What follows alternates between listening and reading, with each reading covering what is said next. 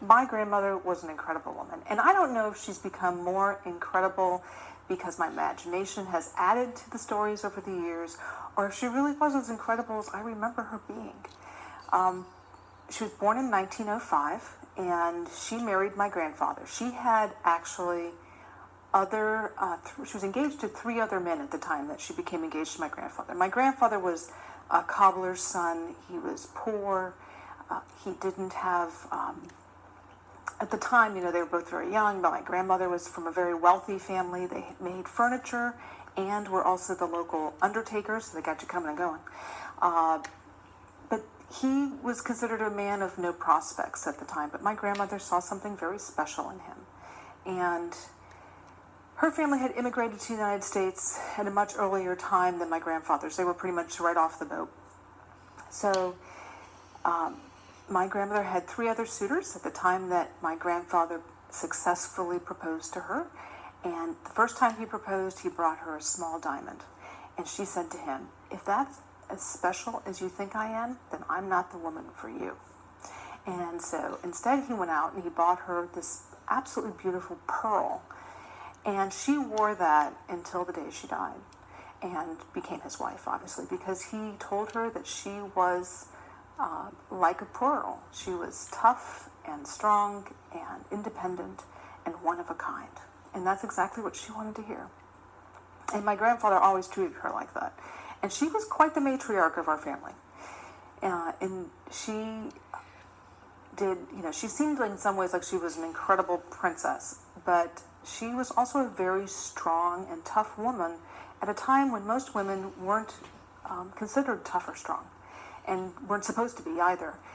She grew up calling her parents by their first names, which was very unusual for her time. Her mother was a suffragist, and so she was pretty open-minded and liberal in her philosophies.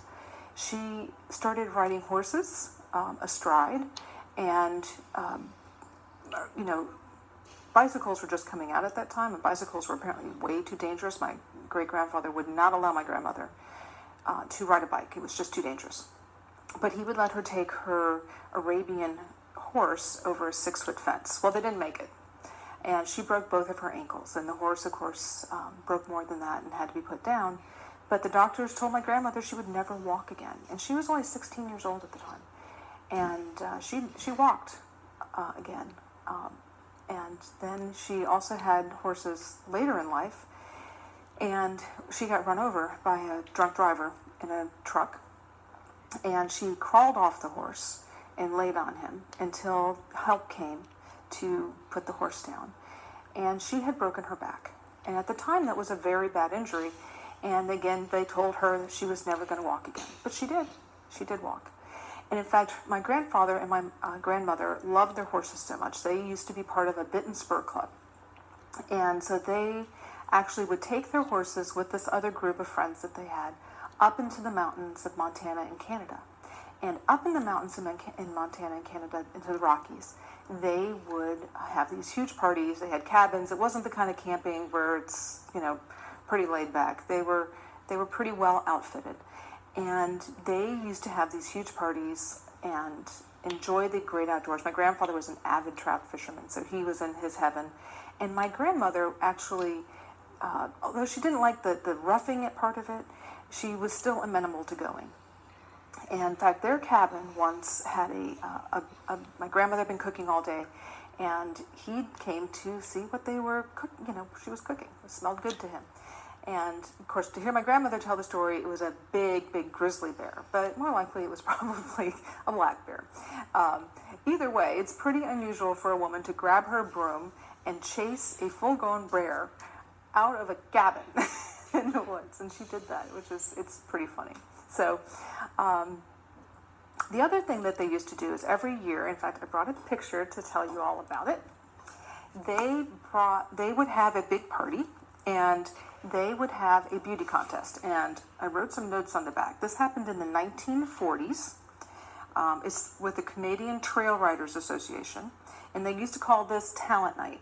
Now, there were 2 nights, and one night, the women dressed up as men, and on the second night, the men dressed up as women. And so this is my grandfather in drag. Pretty funny. These guys are all long gone by now, but the fact that they would even do this and somebody would actually take pictures is pretty hilarious. So that's, and how many people can actually say that they have a picture of their grandfather in drag? And you can see my grandmother, who was a millionaire, actually made his hat, because it's a pretty nice hat for that time. But she was an incredible woman, and all through her life, she died when she was 96. All through her life, she inspired me and challenged me to think about things in different ways than I'd ever thought about before. And I will always love her and remember her.